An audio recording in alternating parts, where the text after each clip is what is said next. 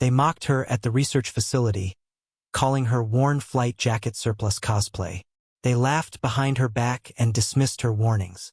But when General Oberon Westlake walked in and saw the distinctive stitching on her shoulder, he froze. His face turned ashen because that pattern was only known to 6 people in the world. 5 were confirmed dead, and the 6th was never supposed to return. From which city in the world are you watching this video today? If the story intrigues you, please consider subscribing for more tales of unsung heroes and hidden truths. The desert heat shimmered across the Ardent Research Facility as Alina Merrick approached the security checkpoint. Despite the scorching temperature, she wore a weathered flight jacket, its leather cracked from years of use, unusual stitching visible along the shoulder seam. The military compound stood isolated amidst miles of empty terrain, its white buildings gleaming under the relentless sun like a mirage.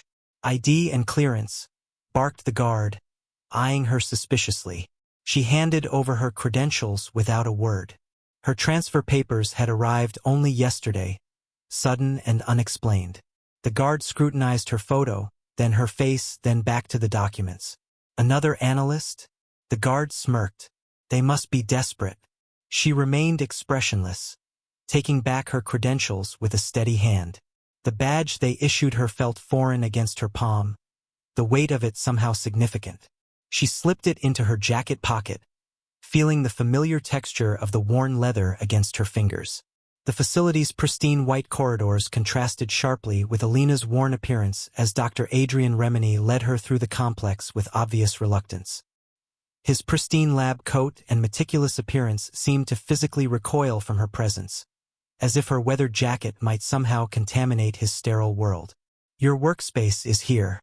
Basic data analysis only until further notice," he instructed, gesturing to a small desk in the corner of the lab.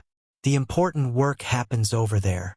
He nodded toward a glass-enclosed area where researchers in immaculate lab coats huddled around holographic displays. "I understand, sir," Alina replied quietly, setting down her single box of possessions. The workstation was outdated compared to the equipment visible in the main lab, but she made no complaint. Dr. Remini lingered, watching as she arranged her few belongings. "Your credentials indicate experience in cryptanalysis, but your knowledge of quantum physics is minimal." "My previous work was compartmentalized," Alina offered without elaboration. "Indeed." His tone suggested he found her explanation lacking. "Report your findings directly to me. Do not interact with the core research team without authorization." As he walked away, Alina noted how other researchers stared at her, then quickly averted their eyes when she looked back. She settled into her chair and powered up the workstation, fingers moving deftly across the keyboard as she began to familiarize herself with the system. By lunchtime, the whispers had already begun. The cafeteria buzzed with conversation that noticeably dimmed when Alina entered. She collected her meal and found an empty table, sitting with her back to the wall, a habit deeply ingrained. "Where did they find this one?" Lieutenant Nora Blackwell's voice carried deliberately across the cafeteria. Tall with immaculate posture and sharp features, she made no effort to lower her voice. "Looks like she raided a museum." Alina sat alone, methodically eating while occasionally touching the stitching on her jacket's shoulder. An unconscious gesture that didn't go unnoticed. "Nice jacket." Lieutenant Blackwell approached, leaning against Alina's table. Her security uniform was pressed to perfection, the silver insignia gleaming under the cafeteria lights. "Pick it up at a surplus store? Or is it from one of those sad cosplay groups?" The cafeteria quieted, all eyes on their interaction. Alina continued eating for a moment before looking up to meet Blackwell's gaze. "It was a gift," Alina answered simply, her finger tracing the unusual pattern on the shoulder. The stitching formed intricate patterns unlike any standard military insignia, almost like a code woven into the fabric itself. "From what, a time machine?" Laughter rippled through the room. Blackwell grinned at her audience's approval. "Word of advice, surplus. If you want to fit in here, try looking like you belong in this decade." Alina's expression remained neutral. "I'll keep that in mind, Lieutenant." Blackwell's eyes narrowed slightly at the composure. She seemed disappointed by the lack of reaction. With a final dismissive glance at the jacket, she returned to her own table, where colleagues welcomed her with appreciative chuckles. Later that afternoon, as Dr. Remini presented his latest research to the team, Alina observed from her assigned corner. The quantum entanglement stability formulas displayed on the main screen contained an error she immediately recognized, but she remained silent, taking careful notes. After the meeting, she approached him hesitantly. Dr. Remini, I believe there's a miscalculation in the quantum stabilization formula. He glanced at her with undisguised disdain. I have 3 PhDs, Ms. Merrick. I think I can handle basic mathematics. Of course, sir. My mistake. She retreated to her desk, where she quietly ran her own calculations, tucking the results into her jacket pocket. The equations she wrote contradicted Remini's work in several critical areas. But her expression betrayed nothing as she saved her work to a private file. That evening, alone in her Spartan quarters, Alina carefully removed the jacket, handling it with reverence. She laid it flat on her bed, running her fingers along the seams until she found what she sought. Her fingers found a hidden seam in the lining, extracting a worn photograph. In the dim light, she studied the faces. 5 men and women in similar jackets, standing before a helicopter, their features blurred by time and tears. Soon, she whispered to the photo, her thumb caressing the image before returning it to its hiding place. The jacket, when hung on the back of her chair, seemed to carry the weight of more than just leather and thread. Days passed, merging into her first week at Ardent. Alina maintained her routine, arriving early, working diligently, eating alone, and leaving late. She spoke only when necessary, but her eyes missed nothing. She noted security rotations, observed which researchers worked on what projects, and compiled mental maps of the facility's layout. During a morning briefing, Dr. Adrian Remini announced an upcoming test of the quantum stabilization field. This will be our first full-scale demonstration for military leadership. If successful, funding for Phase 2 will be approved immediately. Alina's hand instinctively moved to her jacket shoulder, fingers tracing the pattern there. The gesture caught the attention of Dr. Kalenvai, a senior researcher with kind eyes and silver-streaked hair who sat across the room. Later, as Alina reviewed data at her workstation, she became aware of someone watching her. Looking up, she found Dr. Vi standing nearby holding a tablet. These analyses you submitted, Dr. Vi said quietly. They're quite thorough. Thank you, Dr. Vi. In fact, they identified patterns we've been missing for months. She studied Alina with curious eyes. Your background file says cryptanalysis, but you seem to understand quantum mechanics at an advanced level. Alina offered a small smile. I've had diverse experiences. I'm sure you have, Dr. Vi replied, studying the stitching on the jacket with curious eyes. That pattern, it's not standard military, is it? Before Alina could answer, Lieutenant Nora Blackwell entered the lab. Playing scientist again, surplus? Better clean up. Word is General Westlake is making a surprise inspection tomorrow. Dr. Vi straightened, her expression cooling. Lieutenant, is there something you need?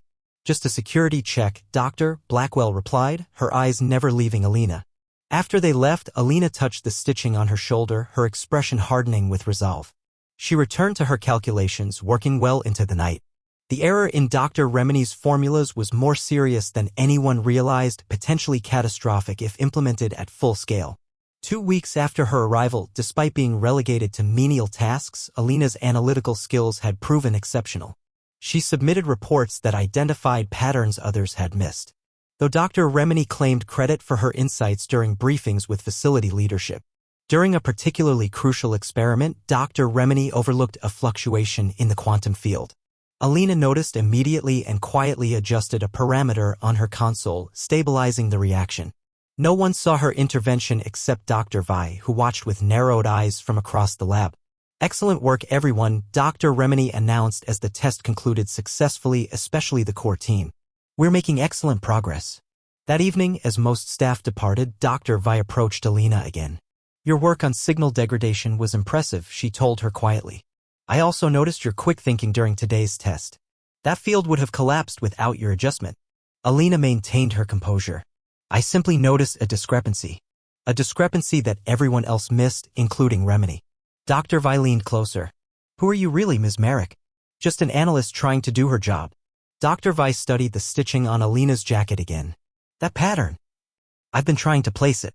It's not decorative, is it? It looks almost like a form of code. Alina met her gaze steadily but offered no explanation. Whatever your reason for being here, Dr. Weiss said finally, I think it's more important than Remini realizes. She straightened. The general's inspection tomorrow, it's not a routine visit. There are rumors of funding cuts. Remini is desperate to impress. Thank you for the information, Doctor. After Dr. Weiss left, Alina accessed classified files using credentials that shouldn't have worked. Her screen filled with technical specifications for Project Quantum Shield, the very technology her calculations indicated was dangerously flawed.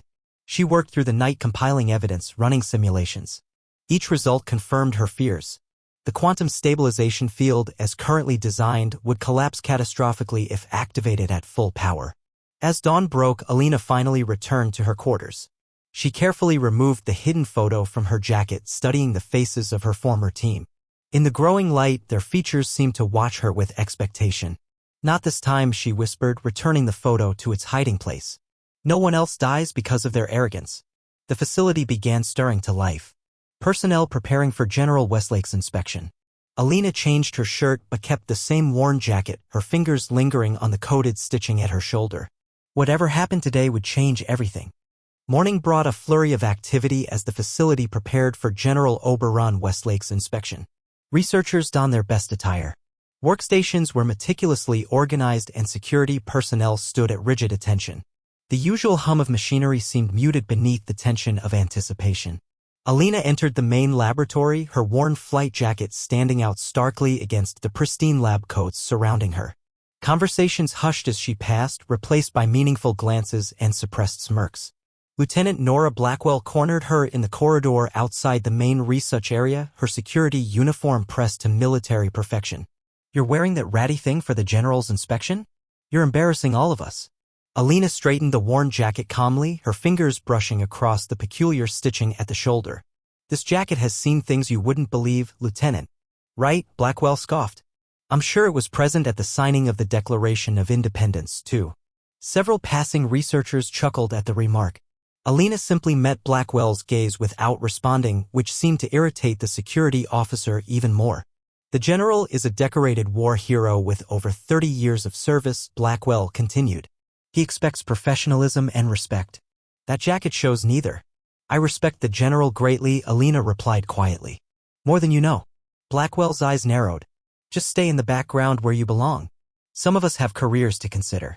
In the main laboratory, Dr. Adrian Remini rehearsed his presentation, which featured breakthroughs largely based on Alina's uncredited work. When she entered, he frowned, pausing mid-sentence. Stand in the back, please, he instructed with a dismissive gesture. And try not to draw attention to yourself. Dr. Kalen Vi caught Alina's eye from across the room, offering a sympathetic glance before returning to her preparations. The holographic displays had been programmed to showcase the quantum stabilization project in its most impressive light, carefully omitting the instability issues Alina had identified. Precisely at 1000 hours, the facility's alert system announced the general's arrival. The staff assembled in the main laboratory, arranging themselves according to rank and importance. Alina positioned herself at the back as instructed, partially obscured behind a column. The facility fell silent as General Westlake entered, tall, distinguished, with steel-gray hair and the bearing of someone accustomed to command. His dress uniform bore an impressive array of medals and commendations, each telling a story of service and sacrifice. His eyes, sharp and assessing, swept the room with military precision as Dr. Remini stepped forward to greet him. General Westlake, it's an honor to welcome you to Ardent Research Facility, Remini began, extending his hand. We're eager to demonstrate our progress on Project Quantum Shield. The general shook his hand briefly. I'm interested in results, Doctor, not demonstrations. The Defense Department needs assurances that the quantum stabilization technology is viable before committing additional funding. Of course, General. I believe today's presentation will address all concerns. Dr. Remini guided the general toward the central display. Our breakthrough in quantum entanglement stability represents a fundamental shift in our understanding of particle behavior under extreme conditions. The general nodded politely, but his attention seemed elsewhere. His gaze methodically scanned the assembled staff as Remini continued explaining the complex theories with practiced enthusiasm. Several times the general interrupted with pointed questions that suggested a deeper understanding of quantum physics than Remini had anticipated. And the field stability issues mentioned in your previous reports, the general asked. Have those been resolved? Dr. Remini hesitated briefly. Completely resolved, General. Our latest algorithms have eliminated all significant instability factors. From her position at the back, Alina frowned slightly. The statement was patently false, contradicted by her own simulations run just hours earlier. As Dr. Remini moved to the next section of his presentation, the general's gaze continued to drift across the assembled staff, then stopped abruptly. His eyes had found Alina standing quietly in the background. More specifically, they had locked onto the stitching of her jacket's shoulder. The change in his demeanor was immediate and profound. The color drained from his face. He stopped mid-stride, one foot suspended momentarily before completing its step. His hand, which had been gesturing to emphasize a point, froze in midair. General? Dr. Remini asked, confused by the interruption. Is something wrong? The general didn't respond immediately. His eyes remained fixed on Alina, or more precisely, on the pattern stitched into her jacket. His expression shifted from shock to disbelief to something unreadable. Everyone out, he said finally, his voice barely above a whisper. Dr. Remini leaned closer. I beg your pardon, sir? Everyone out, General Westlake repeated, louder this time, his voice regaining its command presence. Now, except her. He pointed directly at Alina. Confusion rippled through the room. Dr. Remini looked between the general and Alina, bewilderment evident on his face. Sir, we haven't finished the presentation. Perhaps after we demonstrate the practical applications of the technology, we could discuss any concerns in private. This is not a request, Doctor. The general's tone left no room for argument. Clear the room immediately. Dr. Remini attempted to protest further, but the general's expression silenced him. Security personnel moved to usher staff toward the exits. As the room cleared, Lieutenant Blackwell cast a suspicious glare at Alina, her hand instinctively moving toward her sidearm before thinking better of it. Dr. Vi was the last to leave, her eyes meeting Alina's briefly with a mixture of concern and curiosity before the doors closed behind her. When they were alone, the general approached Alina slowly as if approaching a ghost. The confident military stride had been replaced by cautious, measured steps. That stitching, he said, his voice low and tense. Operation Horizon Dawn. 2017, Kandahar. Alina stood at attention, her posture shifting subtly from civilian analyst to military officer. The transformation was subtle but unmistakable, like a veil being lifted. 4th Platoon. Special Reconnaissance. The general circled her slowly, studying her face with intense scrutiny. Only 6 operatives knew that mission existed, he continued. 5 died. The 6th? Was me, sir. Captain Alina Merrick. The general's expression was a mixture of disbelief and dawning comprehension. We received confirmation of your death 3 years ago. I signed the condolence letters myself. Alina remained at attention. Death was our cover, sir. The projection shifted to show a simulation of the field collapse, the expanding wave of energy consuming everything in its path. Several researchers gasped at the visualization. This is ridiculous, Dr. Adrian Remini sputtered. Our models have been tested repeatedly. The stabilization protocols are sound. Are they? Alina manipulated the display, revealing a third set of calculations. These were the stabilization formulas used during Operation Horizon Dawn 3 years ago. Note the identical resonance patterns. Dr. Remini studied the calculations, his expression shifting from disbelief to horror as understanding dawned. This is correct, he admitted, his voice barely audible. But how did you know? These equations shouldn't exist outside of this facility. Because I watched it happen before, Alina replied quietly. 3 years ago. To my team. The room grew still as the implications settled over everyone present. Dr. Kalenvi was the first to break the silence. The incident in Kandahar, the one that was classified as an enemy attack on a special operations team, Alina nodded. It wasn't an enemy attack. It was a quantum field collapse. 5 members of my team died instantly when the stabilization matrix failed. But the report said all 6 team members were confirmed deceased, Lieutenant Nora Blackwell interjected, her professional suspicion temporarily overriding her personal animosity. Sometimes death is the perfect cover, Lieutenant General Oberon Westlake replied, especially when you're hunting for answers that powerful people want to keep hidden. Dr. Remini collapsed into a chair, the blood draining from his face. I didn't know. The theoretical framework came through official channels. We were told it was derived from pure research, not field testing. Someone new, Alina said, her voice hardening.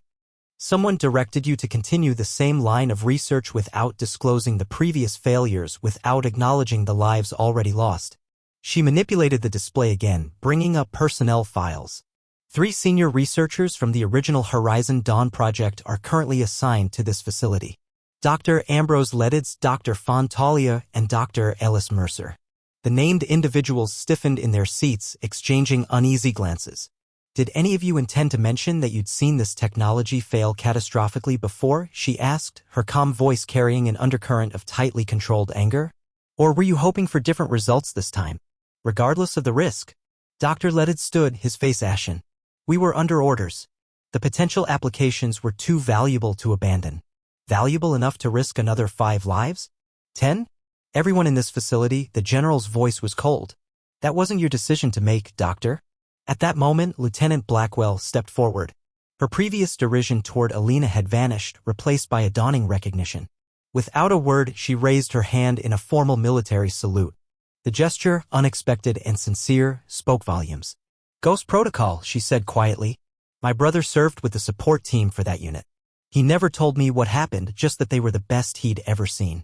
That the official story wasn't the whole truth. Alina returned the salute, a moment of understanding passing between them. Your brother is Sergeant Kieran Blackwell. He was a good man. He tried to warn us about the equipment instabilities. Lieutenant Blackwell nodded, her composure slipping slightly. He never forgave himself for not trying harder. None of us saw it coming, Alina replied. Not completely. But we can prevent it from happening again. She turned back to address the room. I never wanted to stand out. I just wanted to prevent a tragedy. Now shall we fix your equations, Dr. Remini? The doctor nodded, thoroughly chastened. Of course. Immediately. Over the next several hours, Alina worked with the research team, methodically identifying the critical flaws in the stabilization matrix and implementing corrections. Her knowledge of the technology proved extensive, impressing even the most skeptical scientists. Dr. Vi worked alongside her, offering insights that complemented Alina's practical experience with theoretical refinements. You understand this at a level few do, she commented quietly as they recalibrated a particularly complex sequence. When your life depends on something working correctly, you learn it thoroughly, Alina replied. The others, your team, Dr. Vi hesitated, were they like you? Analysts turned operators? We were a mixed group, Alina said. Scientists, intelligence officers, communications experts, all chosen for our ability to think differently. Her hands paused momentarily over the controls. They deserved better than being erased from history. By evening, the revised stabilization protocols had been implemented and tested in simulation. The results showed perfect stability even under extreme conditions. The quantum field maintained coherence where previous versions had collapsed catastrophically. We'll need to run physical tests at limited power before proceeding with full implementation, Dr. Remini suggested, a new humility evident in his tone. Captain Merrick should oversee all trials personally. Agreed, the general said, and I want all documents related to Operation Horizon Dawn transferred to secure archives immediately. Those lives will not remain unacknowledged.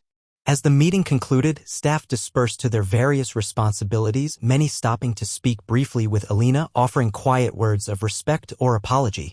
The facility had transformed in a single day, the truth bringing a new sense of purpose and sobriety to their work. Later that evening, as sunset painted the desert in gold and crimson, Alina stood at the facility's perimeter fence with General Westlake. The security perimeter stretched out before them, enclosing the compound that had been both her cover and her mission for the past weeks. Your team would be proud, Captain, the general said, gazing out at the horizon. They deserve the recognition, not me, sir. Alina's voice was quiet, almost lost in the desert wind. Sometimes the greatest heroes are the ones history never records. The general turned to look at her. Your mission file listed you as exceptionally skilled, but it failed to mention your extraordinary commitment. The mission wasn't just about preventing a technological disaster, sir. It was about honoring a promise. Her fingers touched the stitching on her jacket. Each thread a memory. Each pattern a mission. Each stitch a fallen comrade. Their stories are here. As long as someone remembers, they're never truly gone.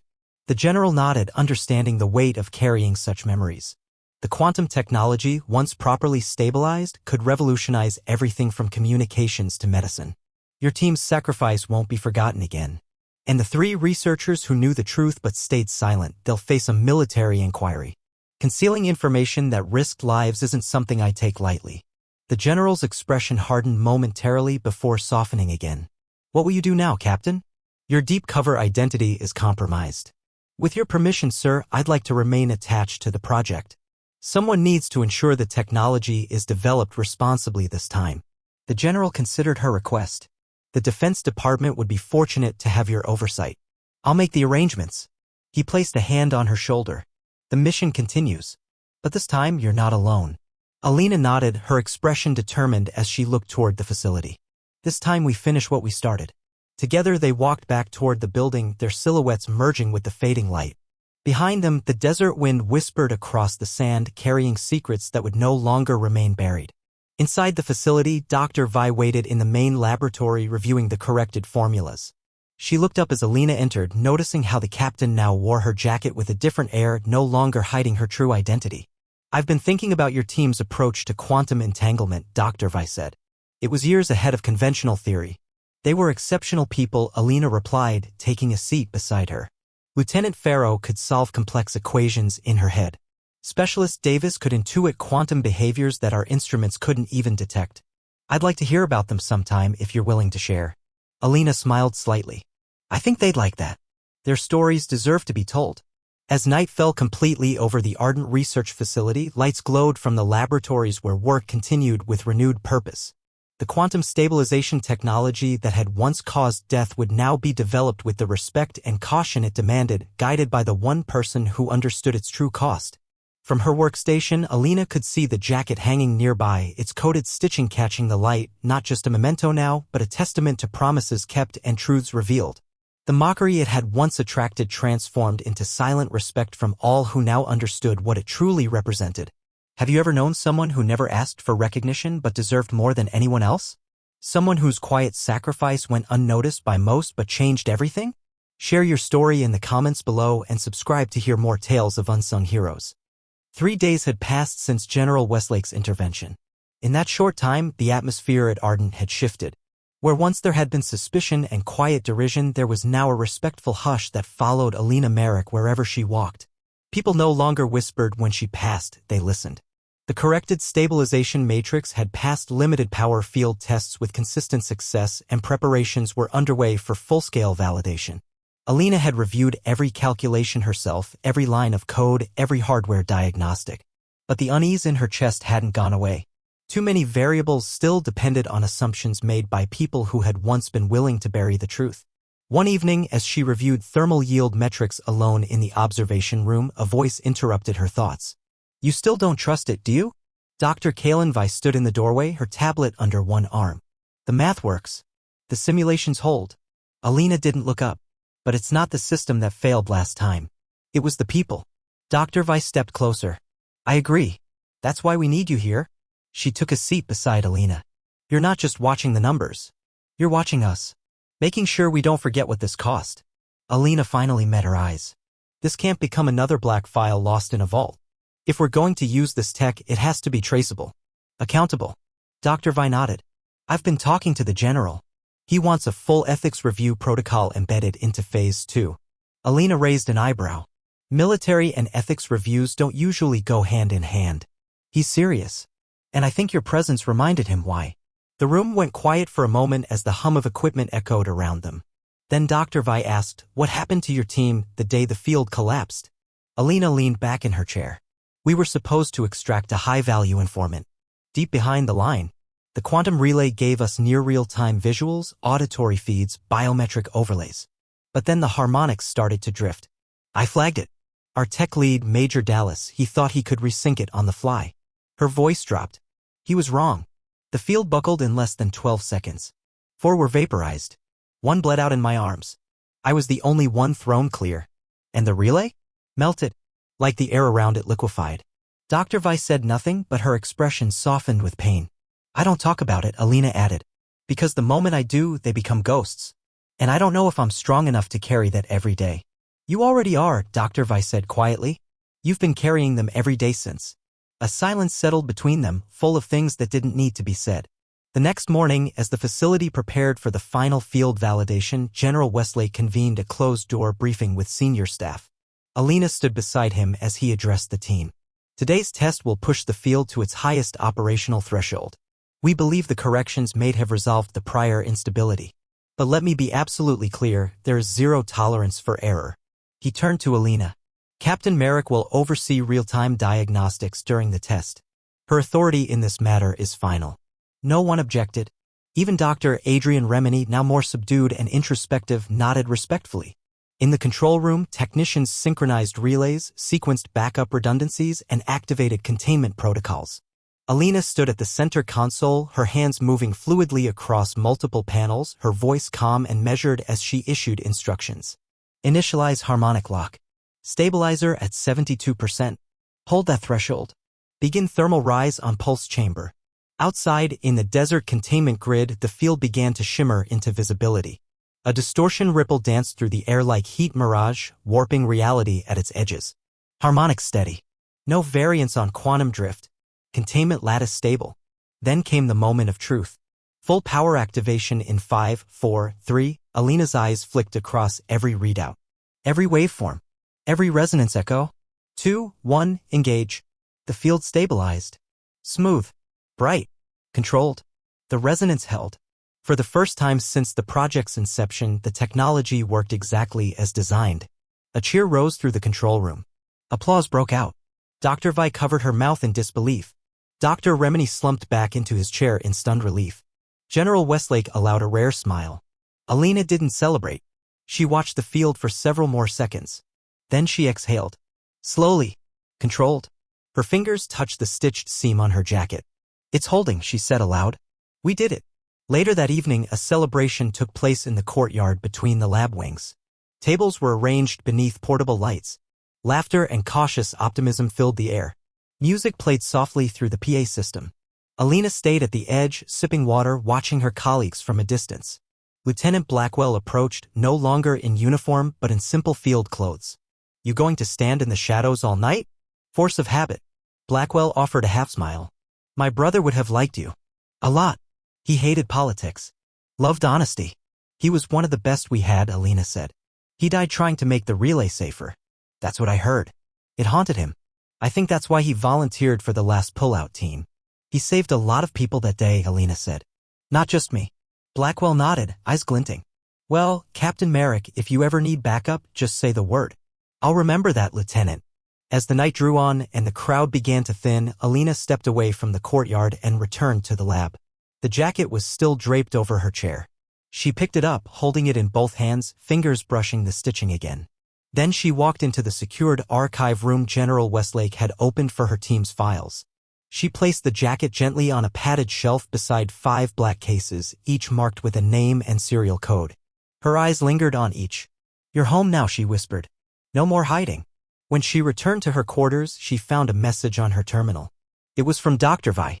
A single line, tomorrow we start mapping new applications. But today we remember. The morning after the successful test dawned clear and cool. A rare calm settled over the ardent research facility, the kind that only came after narrowly avoiding disaster. In the main laboratory, Alina Merrick stood before a blank hollow display, arms crossed, as Dr. Kalen Vi entered carrying 2 mugs of coffee. Thought you might need this, Vi said, handing one over. Alina accepted it with a nod. Thank you. You didn't come to the after-party after the after-party, Vi remarked. I'm guessing you don't celebrate much. Celebration feels premature, Alina replied. Technology like this doesn't just succeed once and call it a day. The hard part comes now, keeping it stable under pressure, watching who gets access, preventing someone from weaponizing it. You think that's where this is headed? I think everything gets weaponized eventually if you don't put safeguards in early. Dr. Vi sipped her coffee. Then we start putting in safeguards. You'll help write them. I already have a list. She gestured to her tablet. Ethical oversight, deployment constraints, operational blackout limits. No field use without non-military review. This isn't just a tool. It's a mirror held up to reality, and reality doesn't like to be watched too closely. You speak like someone who's already seen what happens when it is. I have. Alina's voice was quiet but firm. And next time, I want there to be people in the room who ask the right questions before the damage is done. At that moment, the facility's internal comms chimed. Captain Merrick, General Westlake requests your presence in the strategy room. Priority Alpha. Alina exchanged a look with Vi, set her coffee down, and headed for the elevator. The strategy room was located 2 levels below the main labs, accessible only by biometric clearance. When the doors opened, General Oberon Westlake stood beside a central table surrounded by projection panels. Files and encrypted feeds lined the walls. "Sir," Alina said as she stepped inside. "We've had a breach," the general said without preamble. Encrypted communications intercepted by orbital net monitors flagged several keywords tied to Operation Horizon Dawn. The signal bounced through 5 satellites and a disused relay in Corsica. Whoever sent it was careful, but not perfect. "You think someone here leaked the new Matrix?" "Not just the Matrix. The old reports. The failure logs. Even your simulations." Alina's eyes narrowed. "Dr. Ledid's, Talia, or Mercer?" "Possibly," the general said. "They're under observation. But I suspect a deeper network.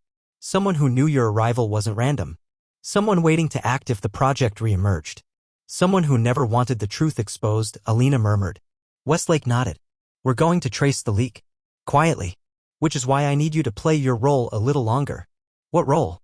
"Not just the captain who saved the facility, but the analyst who's too valuable to remove but too controversial to promote further." "Keep me visible but isolated," Alina said. "So the mole feels safe." "Exactly." He handed her a small secure drive. "This contains the intercepted packet. You'll see the signal ID on the final fragment." Alina activated the drive. Her eyes scanned the data, then stopped. A single string of characters flickered in a header line. She froze. "Sir, this key signature. It's Alpha 12. It belonged to Major Dallas. He died with your team, didn't he?" "He should have." Her voice turned to ice. "Unless someone pulled him out before the collapse and used the report to write him off." "Is that possible? With the kind of clearance we were operating under?" "Yes. If someone higher up wanted him extracted quietly and reassigned." "Then we have a problem," the general said. "Because the packet didn't just go to some black market buyer. It went to a specific node inside the Lockridge complex. That's Black Project's command." "Correct. And if Dallas is alive, he's not working alone." Alina took a breath, then straightened. "Then we find him. And we find out what he's planning." The general tapped a command into the console. "A transport will take you to the regional field office in 2 hours. From there, you'll be briefed by internal affairs." "Are they cleared for Horizon Dawn data?" "Now they are. I made sure of it. You'll operate under Protocol Aurora. Direct reporting chain to me only. No one else." "Understood." And Alina, she looked back at him. "This time, you don't go in alone." He turned toward the door. As it opened, Lieutenant Nora Blackwell entered, now wearing tactical gear. Her expression was all business. "You requested backup?" "She volunteered," the general said. Turns out her brother wasn't the only one in the family who believed in Ghost Protocol. Alina looked at Blackwell. The tension between them had changed, no longer adversarial, but forged into something steadier. "You sure about this?" "You're not the only one with something to finish," Blackwell replied. "Besides, if your instincts are right and someone's repurposing Horizon Dawn tech, then this isn't just a leak," Alina said. "It's a resurrection." "Let's go put it back in the ground," Blackwell replied. 2 hours later, as the transport lifted from the desert floor, Alina looked down at the ardent research facility growing smaller beneath them. Her jacket, folded neatly beside her seat, seemed lighter somehow. Not because the burden was gone, but because the mission had grown larger than one ghost's return. It had become a reckoning. And it wasn't over yet. The transport descended through dense cloud cover toward the regional field office embedded within a rocky outcropping east of the Pyrenean Divide. Alina Merrick sat beside Lieutenant Nora Blackwell in silence, reviewing the decrypted intercept logs once more. Across from them, 2 internal affairs operatives, Agent Corin Mads and analyst Elin Hart, reviewed tactical briefings on linked tablets.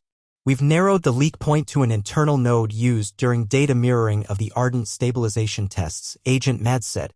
"The access signature suggests external access was routed through a dormant backdoor protocol labeled OHD Persistence." "Sound familiar?" Alina didn't look up. "OHD, Operation Horizon Dawn. Persistence was our auto-failover redundancy in case neural interface syncing failed. Only one person outside my unit knew the protocol existed." Blackwell leaned forward. "Major Dallas." "Confirmed," Hart added, rotating her screen. "And 3 days ago, we picked up a thermal ghost signature outside Lockridge Complex buried under 6 levels of shielding. Dallas's genetic ID pinged off a subdermal clearance patch used only in shadow projects." Alina's voice was flat. "Then he's alive." Mads nodded. "More than alive. He's involved. We believe he's using archived Horizon Dawn data to refine a separate project codenamed Spectral Frame. What does it do? The language is vague, but it involves directed quantum displacement, not just observation projection. Imagine not just watching a hostile actor remotely, but projecting a temporary quantum imprint capable of interaction. A ghost that can touch, Alina murmured. That's what we feared 3 years ago. And now they're building it for operational field use. The transport landed. A squad of clean-suited guards met them at the hangar, escorting the team into a lower-level briefing center. There, through one-way glass, they observed a captured tech array, partially assembled, still humming with residual quantum energy. Recovered from a storage unit registered under an alias tied to one of Dallas's old cover IDs, Hart explained. The shielding wasn't to protect it from detection, it was to prevent someone from triggering it by mistake. Alina stepped closer to the glass, studying the exposed wiring and compact entanglement cores. This isn't theory. This is deployment ready. We know, Mads replied. That's why you're here? We're planning a field strike to intercept the scheduled test of Spectral Frame within 72 hours. We need your expertise to identify any overlap between Horizon Dawn's failures and this system's framework. Where is the test site? Undisclosed terrain near a decommissioned satellite uplink in northern Kazakhstan. Minimal population, long-range optics, no digital footprint. Who else is going? 6-man team. 2 Spectro operatives, 1 comms, 1 engineer. Plus you and Blackwell. Alina didn't hesitate. We'll need override access to the relay control. And a field nullifier generator. The old Horizon Dawn sync fields can disrupt phase lock if tuned properly. We can have that loaded within the hour. Mads paused. One more thing. We don't know Dallas's role. He may be leading the project. Or he may be a prisoner of his own creation, Alina finished. Either way, we get him. Later that night, in a dimly lit prep room, Alina checked over the field nullifier rig while Blackwell inspected their sidearms. He was our tech lead, Alina said quietly. Dallas. Brilliant, methodical, always 4 steps ahead. But he was obsessed with pushing the limits. He thought rules slowed innovation. You think he betrayed you? No, she said. I think he sacrificed us for data. And now that data's being used to finish what he started. Blackwell nodded, loading a final magazine. Then let's make sure it ends with us. At 0500 hours, the strike team launched under false telemetry. The world would never know what they were flying toward. But Alina knew. This wasn't just a mission. It was the continuation of a promise once whispered in a collapsing quantum field. No more names added to the stitching. No more ghosts born of silence. The approach to the Kazakhstan uplink site was executed at low altitude beneath satellite coverage, their stealth-modified transport skimming just meters above frozen terrain. Inside, Alina Merrick sat strapped into her jump seat, visor down, HUD active. Across from her, Lieutenant Nora Blackwell secured the nullifier array to her vest, checking each power cell with practiced precision. Insertion in T-4 minutes. Came the quiet voice of comms officer Rian Solt through their shared channel. Thermal scans show minimal heat signatures inside the compound, but there's intermittent pulse activity near substructure level. Whatever Spectral Frame is, it's running. Alina adjusted her gear, reviewing the layout projected onto her visor, a crude map reconstructed from fragmented satellite telemetry and intercepted blueprints. The old uplink station had been expanded underground, with at least 3 floors now housing unknown tech. We go in quiet, she reminded the team. This isn't a retrieval op. We find the core, identify Spectral Frame's active systems, and shut it down before it goes live. Copy that, said Blackwell, tightening the last strap on her vest. What about Dallas? If he's here, we take him alive. And if he's not? Alina's jaw tightened. Then we make sure he never runs this program again. The moment they touched down, the squad disembarked into freezing wind and silence. Snow crunched under their boots as they approached the rear service tunnel of the compound. An access point buried beneath years of weather, now exposed by drone-mounted ground-penetrating radar. Solt bypassed the rusted control panel, and within seconds, the heavy door hissed open. Darkness met them. The internal lights were minimal, replaced by the cold blue shimmer of spectral wiring that pulsed faintly along the corridor walls. This isn't standard infrastructure, whispered Specialist Naravas, the engineer. These conduits are routing entangled energy in real time. Just like Horizon Dawn, Alina murmured. Only cleaner, faster. He's refining it. They moved information through the corridors. The deeper they went, the more the facility revealed its purpose. Rooms converted into observation bays, testing chambers, ghost field cages. But it was in the central chamber that Alina stopped cold. A glass platform floated above a suspended quantum core, its glow muted and ominous. Standing at its edge, hands folded behind his back, was a man she hadn't seen in 3 years. Major Cale Dallas, she said. He turned slowly. The face was leaner now, scarred across the temple, but unmistakably him. Captain Merrick, he said, voice calm and unfazed. I wondered how long it would take you to find me. Weapons were raised. Blackwell's eyes narrowed. Hands where we can see them. Dallas made no move. You came armed. Good. That means they don't fully trust me either. You faked your death. You buried my team. You rebuilt the tech that killed them.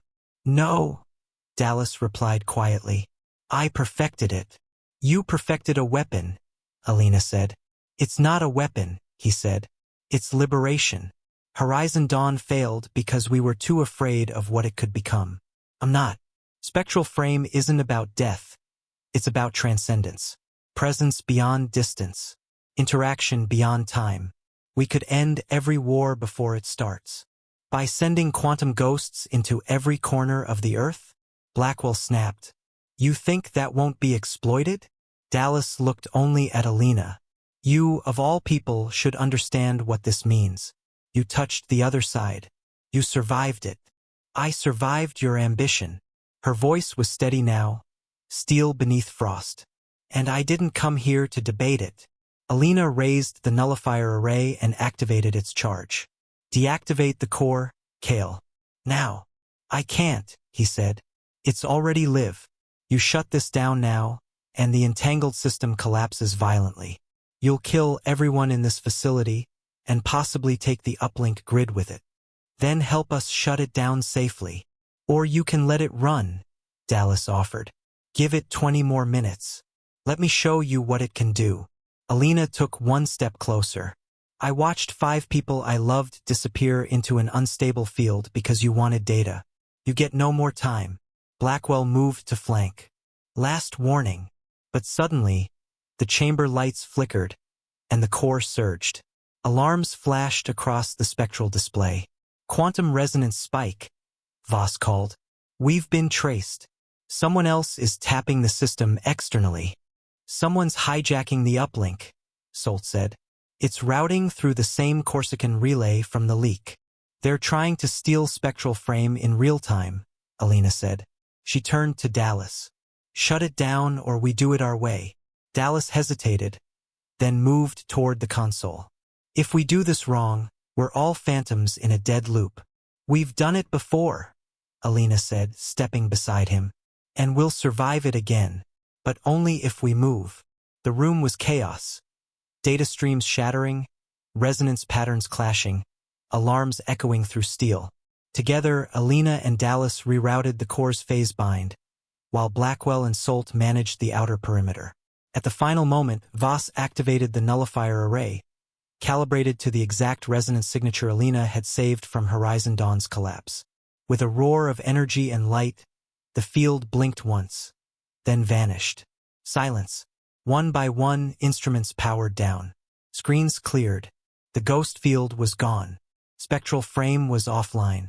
Dallas slumped against the console, breath ragged. It's over, he said. No, Alina corrected, as she stepped forward and locked restraints on his wrists. Now it begins. Outside, as the team emerged into the cold light of dawn, their transport descended silently. Another mission complete, but not closed. In her hand, Alina held the decrypted signal routing log, one final pulse left after the core collapsed. A signature not from Dallas, not from Lockridge, but higher, deeper, older, a code she hadn't seen in years.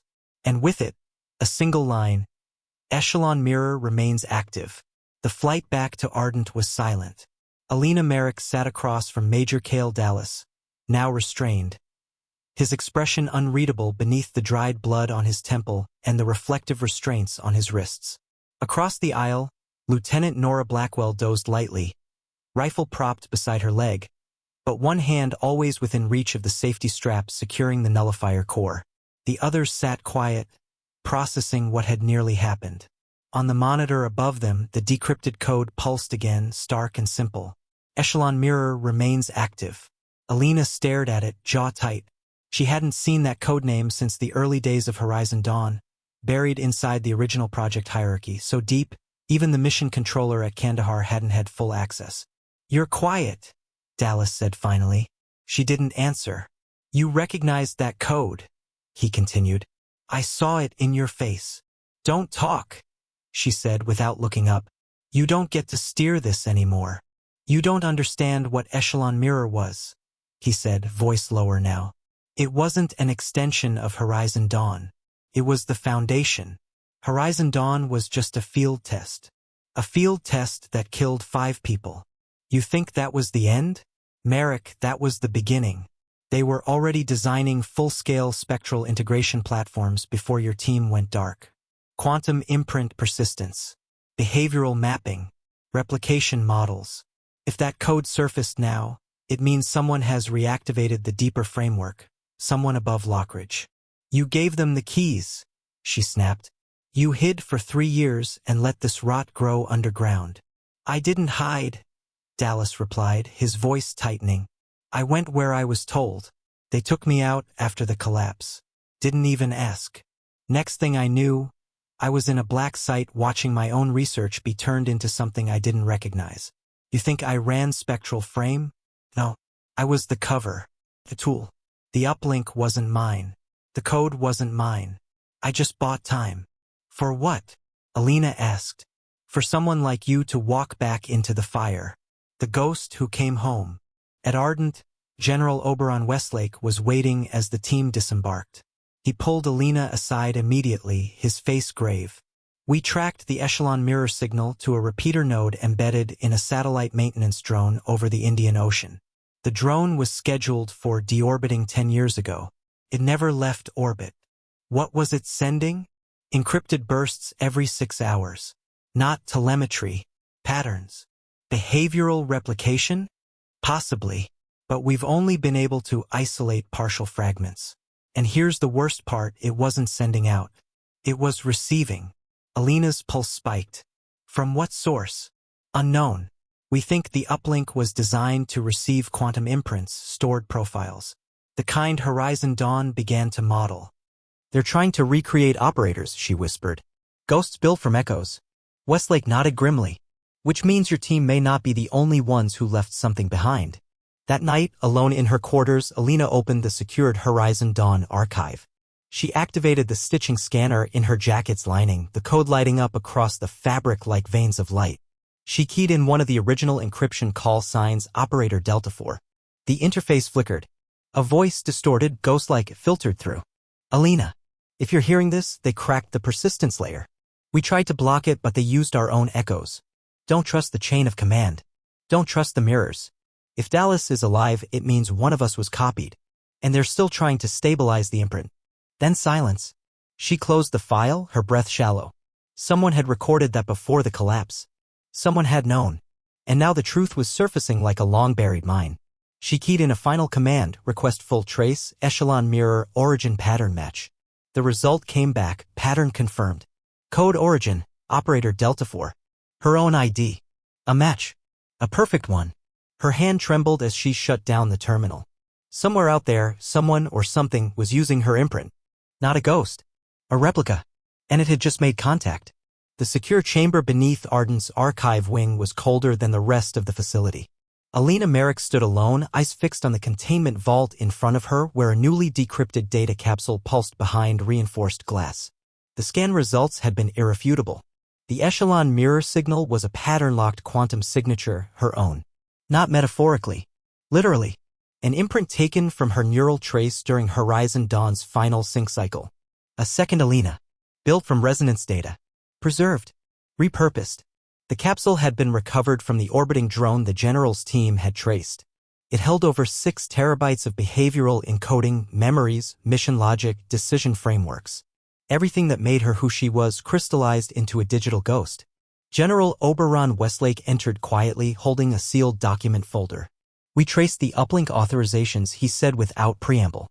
Echelon Mirror was greenlit 5 months before Horizon Dawn officially began. There was no oversight, no ethics board, just a subclause buried in an off-book initiative called Dominion Stratnet. How many? Alina asked, voice low. How many imprints were taken? 12 confirmed. Yours was the only one to achieve over 95% behavioral coherence. So they kept me. They modeled you. Simulated scenarios. Deployed your signature in training exercises. But now he gestured toward the capsule. It's starting to respond to external stimuli, which means the imprint is aware. You think she's conscious. I think she thinks she is. Silence stretched. What do you want to do? He asked. Alina stepped closer to the vault. The hum of entangled memory whispered through the shielding like echoes from another timeline. I want to speak to her. The general hesitated. It could destabilize the matrix. The imprint might corrupt. Or you might. Then we'll both find out who we really are. Within the chamber, a hollow interface activated. Light coalesced into a form, her form. A mirror of her, standing still, then blinking. Designation, Delta 4, the voice said. Protocol online. Awaiting directive. No directives, Alina replied. Only questions. The echo looked at her. Identical eyes. Identical tone. I know you, it said. Of course you do. You're me. Not anymore. The imprint's head tilted slightly. I remember Kandahar. The collapse. The others dying. That wasn't you, Alina said. That was me. You were taken before the collapse. Does it matter who bled? The imprint asked. The scars are in here. I dream them. Alina's breath caught. You dream. Sometimes I see them again. Pharaoh. Davis. Weston. I see the last moment in the field, the resonance spike. And I feel the jacket. What do you want? Alina asked. The imprint paused. To finish the mission. To make sure no one erases us again. They can't erase what we are. They already did, the echo whispered. They used us and then they buried us. I am proof they never stopped. But you became something else. You walked through fire and came back. I am just the reflection. Then let me carry you, Alina said, voice trembling. Let me be the one to hold it. You don't have to stay in this loop. The echo looked down. If I go, will they remember? I'll make sure of it. A long silence. Then the imprint stepped back. Terminate interface. Archive complete. Memory authorized for final seal. Are you sure? Alina asked. No, the imprint said. But you are. With a final flicker, the projection dissolved. The capsule dimmed. Her echo was gone. Not deleted, but sealed. Archived in a place where it could never again be used as a weapon. Only as a record. A remembrance. Days later, Alina stood at the edge of the desert outside Ardent, her jacket pulled tight against the wind. Behind her, the facility continued its work, now governed by new protocols, a new transparency, a new code of accountability drafted in her name. Lieutenant Nora Blackwell approached from behind. They're uploading the ethics framework into the Defense Council archive now, she said. And the original Horizon Dawn logs? Declassified. Redacted, but real. Your team's names are on the record. Good, Alina said. They earned more than silence. And Dallas? He's in custody, Blackwell replied. Cooperating. He's not the architect anymore. Just another ghost trying to make sense of what he built. They stood together for a long time, watching the horizon as it shimmered. Then Blackwell asked, so what now, Captain? Alina looked up. The stars were just beginning to emerge. Now we finished the mission. Which one? The one we never got to start, she said. She turned, heading back toward the facility. Behind her, the stitching on her jacket caught the last red rays of sun, threads of memory woven into leather, no longer just markers of loss, but of survival. Of legacy. Her story, and there's no longer hidden. No longer forgotten. And as the doors of Ardent closed behind her, the wind carried nothing but silence, the kind that comes not from absence, but from peace.